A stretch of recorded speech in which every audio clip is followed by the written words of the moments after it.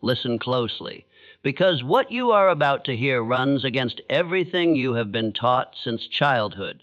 The world has lied to you, not with cruelty but with comfort, politely, persistently, with a reassuring smile. It told you that if you simply work harder, everything would eventually fall into place. It taught you to glorify long hours, to worship exhaustion, and to wear fatigue like a badge of honor. It praised business as progress and mistook motion for meaning.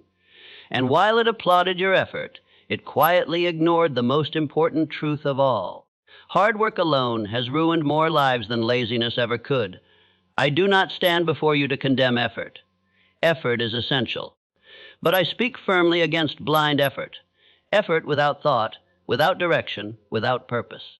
I speak against the tragic habit of pouring your most precious resource, your life force, into tasks that have no soul, no clear aim, no commanding reason for being. This kind of work does not elevate a person. It consumes them. Understand this. Effort without direction is like rowing a boat in open water without a compass. You may row from dawn until nightfall. You may sweat, strain, and exhaust every muscle in your body. You may even feel noble in your struggle, believing suffering itself is proof of progress. But the ocean does not reward effort. It responds to direction. Without a clear destination, you will drift. Drift into frustration. Drift into disappointment. Drift far from the shore of the life you secretly desire. Energy without purpose scatters. Discipline without vision enslaves. Work without meaning slowly erodes the spirit. So let us pause here, before another ounce of effort is wasted, and begin where all achievement, all fulfillment, and all lasting success must begin. The man or woman who works hard without a definite purpose is a slave to circumstance. The one who works with purpose becomes the master of circumstance. Ask yourself, honestly and without excuse, what is it that I truly want? Not what sounds respectable, not what pleases others, but what commands your soul when you are alone. A definite purpose is not a wish. It is a decision. It is the point at which wandering ends and direction begins. When your purpose is clear, effort becomes intelligent. When it is unclear, effort becomes punishment. Purpose alone is not enough. It must be ignited. A burning desire is not mild interest. It is not casual ambition. It is a fire that refuses to be extinguished by delay, disappointment, or doubt. The person who succeeds does not merely want success. They hunger for it. They feel incomplete without it. They organize their days around it. And here is the great secret. When desire burns hot enough, it finds a way. When it does not, it finds an excuse. Faith is not superstition. It is not blind hope. Faith is the unwavering belief that your mind can conceive and your will can achieve. The world will question you. Circumstances will test you. Results may delay themselves. But faith whispers, continue.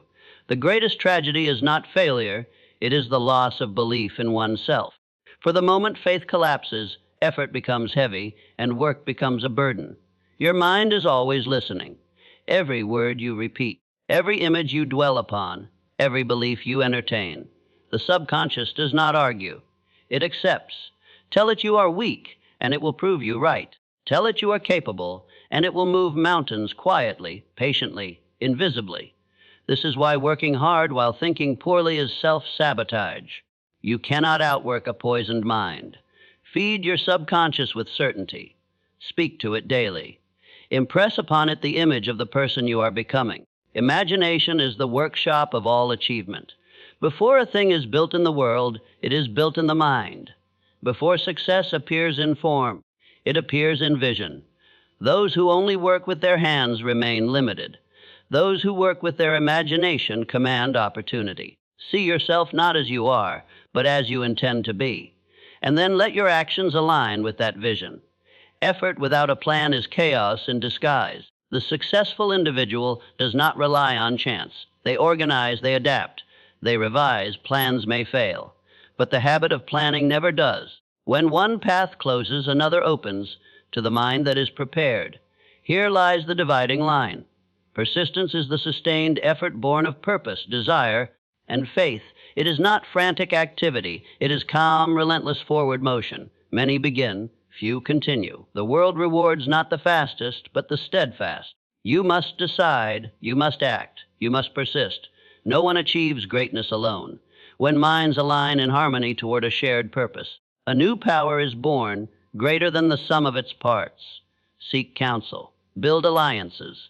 Surround yourself with those who think, not merely those who agree. Isolation limits. Collaboration multiplies. The power of decision-indecision is the enemy of progress. The successful person decides quickly and changes slowly. The unsuccessful hesitates, doubts, and drifts. Life rewards clarity. It responds to commitment. Decide who you are. Decide what you stand for. Decide what you will no longer tolerate. And then move, without apology. The truth revealed, so why is working hard the worst thing you can do?